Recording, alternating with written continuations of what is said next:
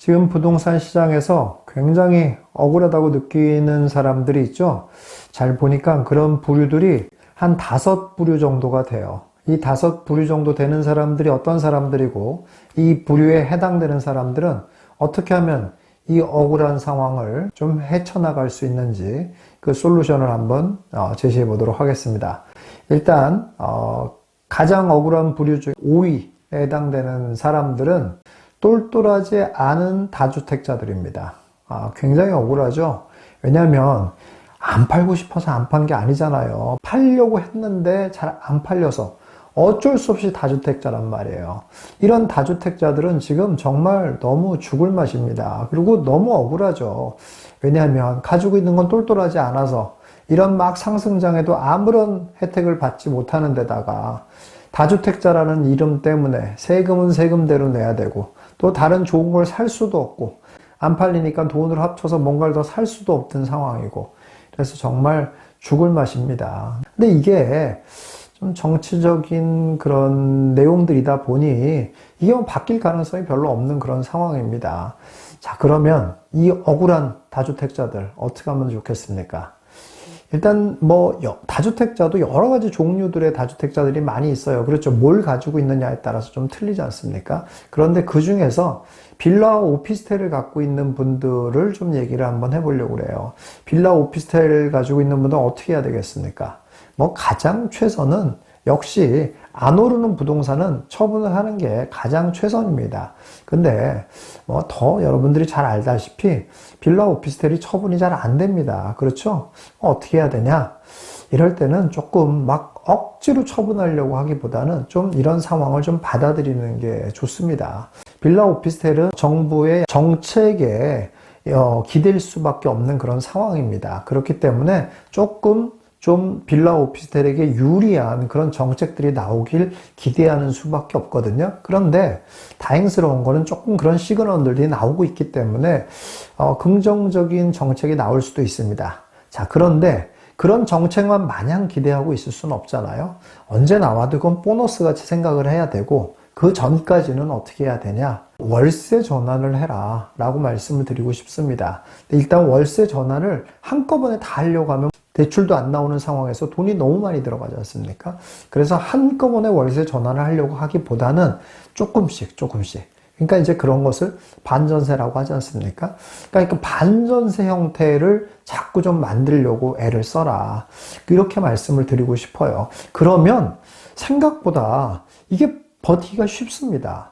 아무 오르지도 않고 아무 나에게도 이득이 되지 않고 세금만 나가는 존재라고 생각하면 굉장히 정말 꼴보기 싫은데 이게 그래도 단 얼마라도 나에게 이득을 만들어 준다라고 하면 조금 여유가 생깁니다. 그렇기 때문에 어떻게 해서든 단 5만 원이 됐든 10만 원이 됐든 이런 것들을 좀 월세화 시키는 노력들을 좀 해봐라 라고 말씀드리고 싶어요. 그리고 이런 것들이 적은 금액이라고 하더라도 매달 일정하게 나에게 현금 흐름이 생긴다는 건 경험을 하고 보면 굉장히 큰 힘이 됩니다. 그리고 삶을 굉장히 여유롭게 만드는 큰 기구가 됩니다. 그렇기 때문에 당장 이거 해봐야 5만 원 나오고 10만 원 나오고 이런 게 무슨 의미가 있냐라고 생각하지 마시고 이런 것을 조금 월세화 시켜보려고 하는 노력들을 좀 해보시면 아주 도움이 될 수 있을 거다라고 생각이 듭니다. 그리고 또 이제 나중에 월세도 좀 올라갑니다. 그리고 이런 게 좀 여러 개가 있다라고 하면 이 월세도 합쳐지면 이게 또 큰 돈이 됩니다. 그러니까 일단은 빌라 오피스텔에게 좋은 정책이 나오는 그때까지 내가 지치지 않고 기다리는 게 중요하거든요. 그러려면 일단 빌라 오피스텔 가지고 있는 분들은 좀 반전세화해서 좀 월세를 받는 쪽으로 현금으로를 실제적으로 만드는 쪽으로 해봐라 라는 말씀을 드리고 싶습니다. 이런 시장에서 가장 억울한 부류 4위에 해당되는 사람들은 어떤 부류냐면 부모 찬스로 괜찮은 곳을 매수한 사람들이 주변에 있는 경우, 이런 경우죠. 굉장히 억울하게 느낍니다. 이제 어떻게 할 수가 없어요. 사람은 결국 비교의 동물이지 않습니까? 그러니까 아무리 내가 비교를 안 하려고 해도 비교를 할 수밖에 없어요. 근데 특히 작년같이 부동산 가격이 어마어마하게 오른 그런 시장에서는 누가 좋은 지역의 부동산을 샀냐 안 샀냐에 따라서 너무 막 수억씩 차이가 나버렸지 않습니까? 그러니까 그런데 그것도 나랑 비슷한 사람이었는데 알고 보니 그 사람은 부모 찬스가 있는 사람이었고 나는 부모 찬스가 없어가지고 이 차이가 더 났다라고 하면 본인의 처지가 굉장히 처량하게 느껴지고 억울하게 느껴질 수 있습니다. 자, 이런 분들 어떻게 해야 되겠습니까? 저는 이런 분들에게 이렇게 말씀을 드리고 싶어요. 부모 찬스가 있는 사람들이라는 건 어떤 겁니까? 그런 거는 일종의 본인에게 유리한 면이 있는 거잖아요. 그런데 잘 찾아보면 본인에게 유리한 면들이 있습니다, 사실. 그 재테크에서 본인에게 유리한 면들을 좀 찾으려고 하는 노력들이 필요해요. 근데 전혀 없을 것 같지만 그렇지 않습니다. 사실 알고 보면 공부를 여러분들이 좀 더 하지 않습니까? 그럼 본인에게 나에게는 재테크에 이런 유리한 점들이 있네 하는 걸 알 수 있어요.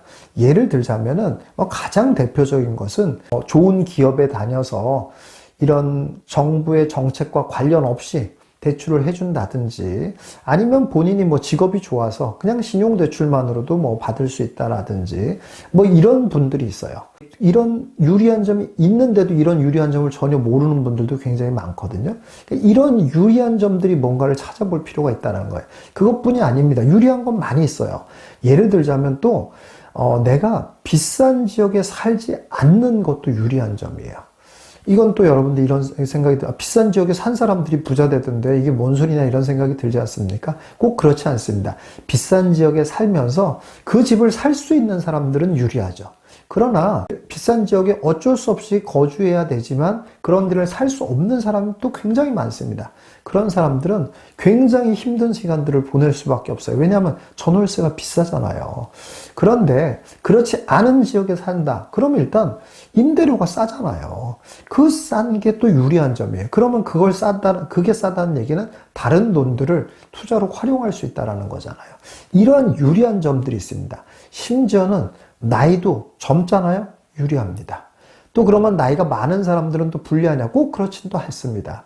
아주 많은 사람들은 좀 불리할 수 있겠지만 그렇지 않고 한 40대, 50대 정도 된다라고 하면 이 나이가 또 유리한 면이 있어요. 어떤 유리한 점이 있을 것 같아요?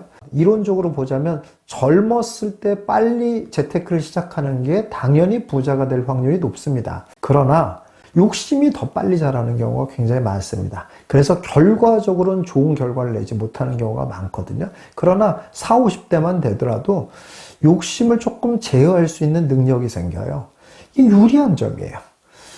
자, 그러니까 누가 유리하다고 볼 수 없는데, 그러니까 유리한 면을 부각시켜서 생각할 필요가 있다라는 얘기예요. 본인의 나이에도 유리한 면이 있다라는 거예요. 그 유리한 면을 부각시킬 수 있다 이런 얘기입니다.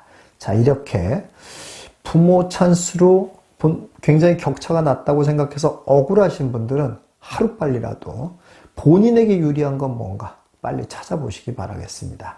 자, 그 다음에 억울한 부류 3위에 해당하는 사람들은 좋은 회사 다녀서 대출 일으킬 수 있어서 부동산을 산 사람이 내 친구인 경우. 네, 이렇죠. 네, 이건 정말 억울합니다. 그렇죠. 예를 들어서 자기도 돈을 잘 번다고 이렇게 생각을 했었는데 알고 보니 좋은 회사에 들어간 사람들은 신용대출을 굉장히 많이 해준다든지 아니면 여러 가지 방법이 있잖아요. 또 퇴직금 정산 미리 해줄 수도 있고 이런 여러 가지 복지, 금융적인 복지도 또 굉장히 많이 있습니다. 그런 걸 활용하는 순간 이게 비슷한 수입이 있다고 생각했는데 이렇게 부동산 때문에 격차가 확 나는 겁니다. 그런 사람이 내 주변에 가까이 있는 경우 굉장히 스트레스를 받게 되죠. 억울하게 생각이 듭니다. 이런 경우는 또 어떻게 해야 되겠습니까? 저는 이런 분들에게는 사실 극복할 방법이 없습니다. 사실은. 요 대목에서는 근데 제가 조금 반대되는 얘기를 조금 하나 해드리려고 그래요. 그게 뭐냐면 이렇게 레버리지를 일으킬 수 있는 능력이 있냐 없냐가 사실 돈을 더 많이 벌 수 있냐 없냐보다도 더 큰 능력이라는 거예요. 오히려. 그렇습니다. 그렇기 때문에 이 억울함을 풀 수 있는 방법이라는 건 없고 반대로 요 대목에서는 뭐라고 말씀을 드리고 싶냐면은 상대적으로 돈을 많이 버는 사람들 좀 겸허할 필요가 있다라는 겁니다. 좋은 회사 다니는 사람은 레버리지를 일으켜서 상황을 확 바뀔 수 있다라는 걸 아시고 그렇다면 내가 그런 사람들보다 좀 더 나은 위치에 오르려고 한다 그러면은 나는 어떻게 해야 되겠습니까? 돈을 더 절약을 해야 되고 돈을 더 적극적으로 재테크를 해야 되겠구나 라는 생각을 하셔야 된다라는 겁니다. 자, 이제 두 번째로 억울한 부류. 이런 부류는 자, 모든 게 다 똑같고 부모 찬스도 없고 뭐 수입도 비슷하고 뭐 다 모든 게 다 똑같습니다. 그런데 그 중에서도 확 달라지는 사람이 있죠. 어떤 사람들이겠습니까? 예, 그렇습니다. 공부에서 부자 되는 사람들이 있습니다. 공부, 여기서 말하는 공부라는 건 뭐 다른 공부가 아니죠. 그렇죠. 재테크 공부. 열심히 해서 확 달라지는 경우가 있죠. 예, 그런 것이 작년에 너무 분명하게 나타났잖아요. 뭐 심지어는 제가 작년 2월 달에도 얘기했지 않습니까? 그 유튜브에 다 얘기했지 않습니까? 지금이 마지막 찬스입니다. 지금이 싸게 살 수 있는 마지막 찬스입니다. 이렇게까지 공개적으로 다 얘기를 했잖아요. 근데 그런 말들을 정말로 아, 이게 진짜 맞는 말이구나 라고 받아들일 수 있는 건 평소에 공부가 돼 있지 않는 한 절대 받아들일 수 없어요. 그렇지 않습니까? 아니, 우연히 유튜브 틀었는데 그런 얘기, 아, 내가 좀 부동산 조금 뭐 지금 어떨까 하고 좀 틀었는데 그런 말 나왔다고 해서 그렇구나. 빨리 사야 되겠다. 이렇게 생각하는 사람이 어디 있습니까? 아무도 없죠. 그러니까 그 말을 받아들일 수 있는 수준이 된다라는 뜻은 뭐냐면 공부가 돼 있다는 거예요. 그리고 그 말을 받아들였으면 어떻게 됩니까? 완전히 몇 억씩 차이가 나버리는 상황이 돼버렸잖아요.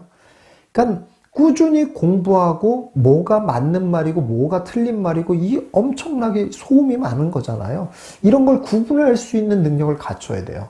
그런 능력이 있냐 없냐에 따라서 몇 억씩 차이가 난다는 거예요.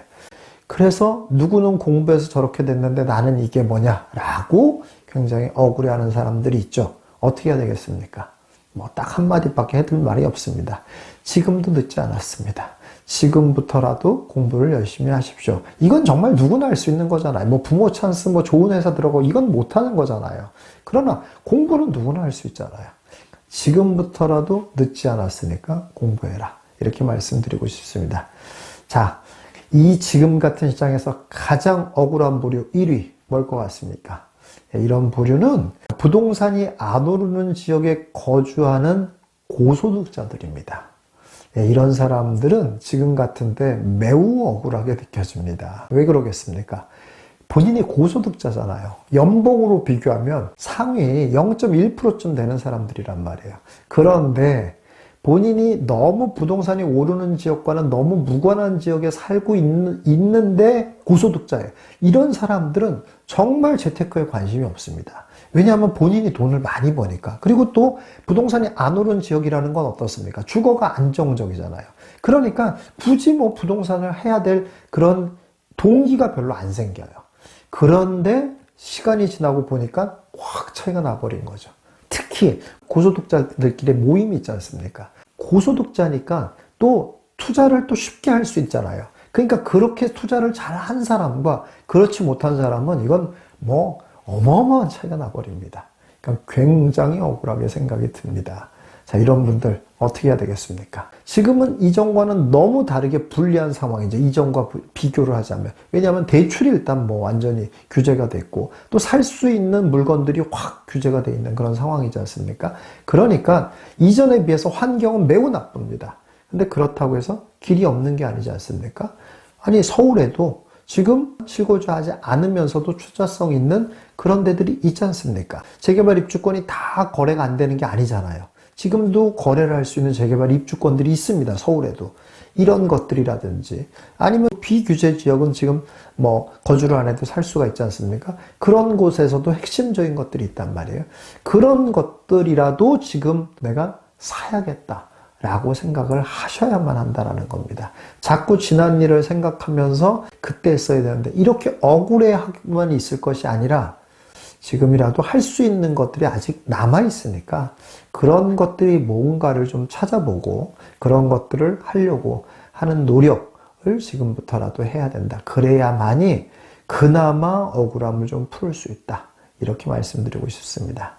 자, 여러분 어떻습니까? 5가지 부류에도 해당이 안 되는 그런 억울한 분들도 있겠죠. 자, 뭐가 됐든지 간에 어쨌든 그런 억울한 그런 상황들을 뭐 주저앉아 있지 말고 어떻게 하면 이 억울함을 좀 풀어볼 수 있을까 좀 노력을 하신다면 반드시 길을 발견하시는 여러분들 되실 거라 생각이 듭니다. 부동산 투자로 성공하고 싶나요? 돈 좀 많이 벌고 싶나요? 이사 좀만 다니고 싶나요? 부동산 투자 누구 김사부 부동산 성공 누구 김사부 살아